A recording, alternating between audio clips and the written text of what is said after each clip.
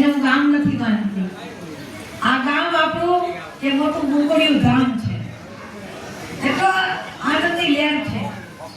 આ ગોકળિયું ગામ છે. આ ગામના ગાગરમાં પ્રવેશ કરતા જ અંદર જેના ચારે બાજુ નજર પડતી હોય એવી ભગવતી ચામુંડા બેઠા છે. ત્યાર પછી તરત આપણો આશ્રમ, ત્યાર પછી પ્રવેશ કરો અને ધૂણી પઠાવીને બેઠેલા સંધ્યાગીરી બાપુનું જે ભજન હોય અને એના કૃપા પાત્ર શિષ્ય જેવા પૂજ્ય અટણગીરી બાપુ કે જેના ભજનની લહેર ચારે બાજુ વાગતી હોય જેવા પૂજ્ય બાપુના બેસના નીલકંઠ મહાદેવ અને અમારા એક એમ કહેવાય કે વિશ્વ ખાકી સમાજ માટે પ્રેરણારૂપ હોય. મેં જ્યારે છોટા હતા ત્યારે મારી દીક્ષા, મારી મહંતાઈ દરેક વખતે જ્યાં પૂજ્ય અમારા સીતારામ બાપુ એનો સ્વભાવ, એનું ભજન અને એની લહેર, એની દ્રષ્ટિ જે ગામ ઉપર પડતી હોય, પાતાળીયા હનુમાનની દ્રષ્ટિ જે ગામ ઉપર પડતી હોય ને બાપ, એ ગામમાં કાયમ માટે લીલા લહેર જ હોય, આનંદની લહેર જ હોય ગામમાં. દિવ્ય તપસ્વી છું.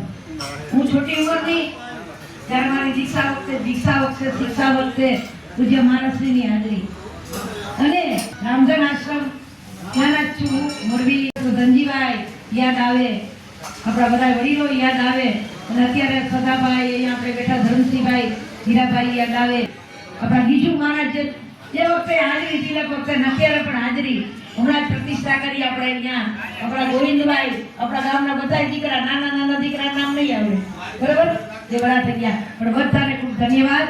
મારી માતાઓ, આ ગામ છે ને શિક્ષણ, ગૌ સેવા અને સમાજનો સંપ છે ને એ અનન્ય છે. કારણ કે એના સંવર્ધન થતા હોય છે. મને બધા મેસેજ આવતા હોય, ફોન આવતા હોય.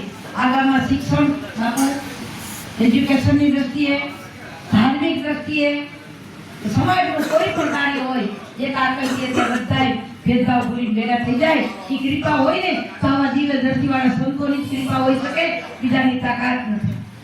અવરું આપણે ગામ અને આ ગામમાં પૂજ્ય બાપજીનો મને ફોન આવ્યો. ગોવિંદભાઈએ કહ્યું કે માતાજી આપણે અહીંયા આશ્રમે આપણા ગામમાં સંત સમાજ સમગ્ર પધારવાના છે. આ કે સંતોના દર્શન છે ને દુર્લભ છે.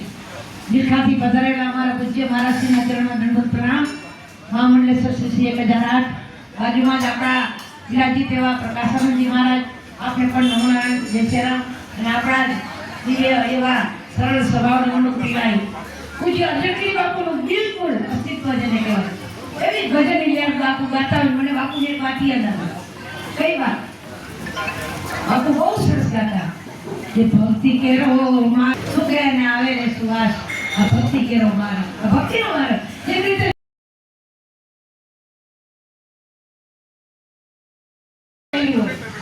તમે અતિશય તમારા વડવાઓનું પુણ્ય હોય ત્યારે તમને આવા સંતોના દર્શન થાય.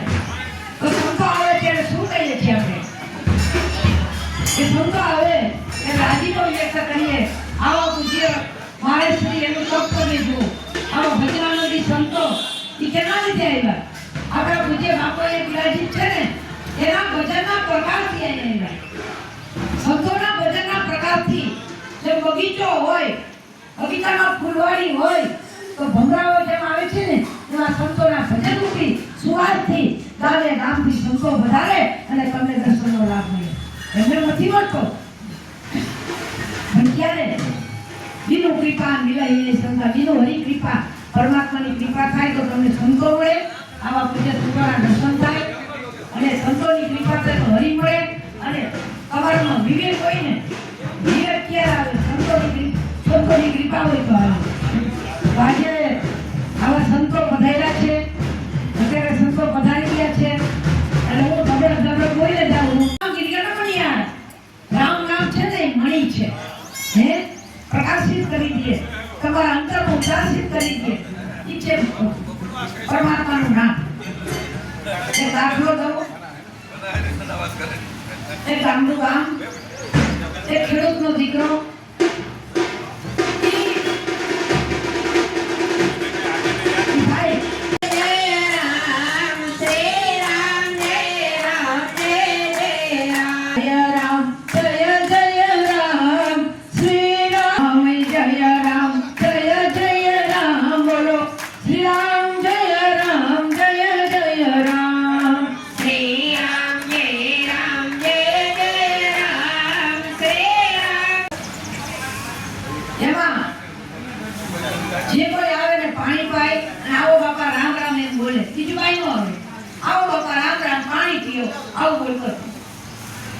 એમાં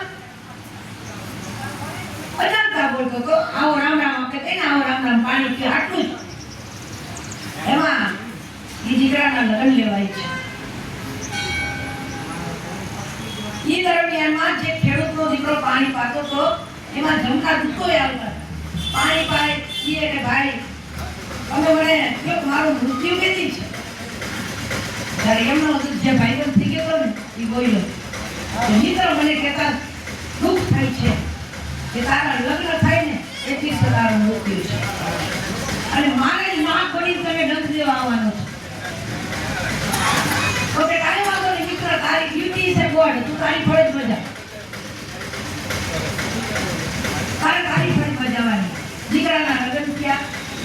રાતે તેઓ એમનો દુઃખ નાક ઉકળીને આવે છે. યુવાન પગથિયા ચડે છે. ત્યાં હવે બંધ કરીએ તો રાખતો નથી. આ ભગવાન કેમનો રામ જય રામ જય રામ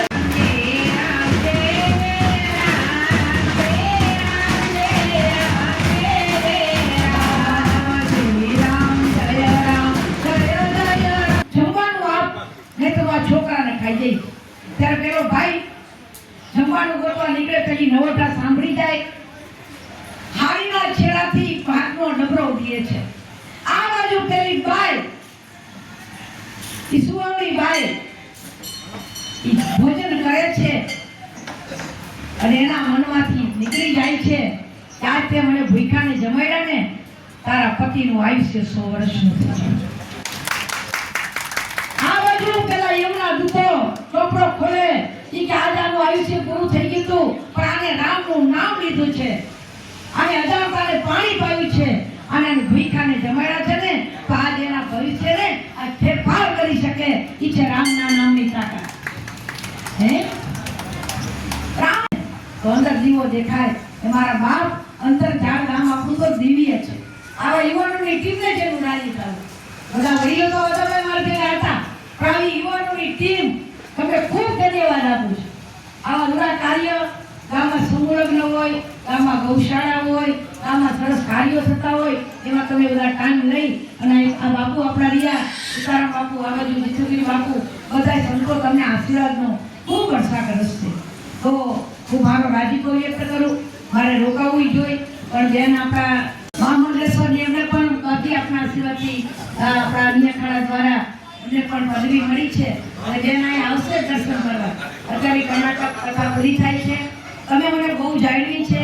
મારું બાળપણ, મારી યુવાની અને હવે સપની રીતે વૃદ્ધ થઈ ગઈ. હે તમે બધા મને બહુ માહિતી બાપા. હે આ આવી નથી શકતી એટલે મારું અંતરજાળ મને કાયમ યાદ હોય.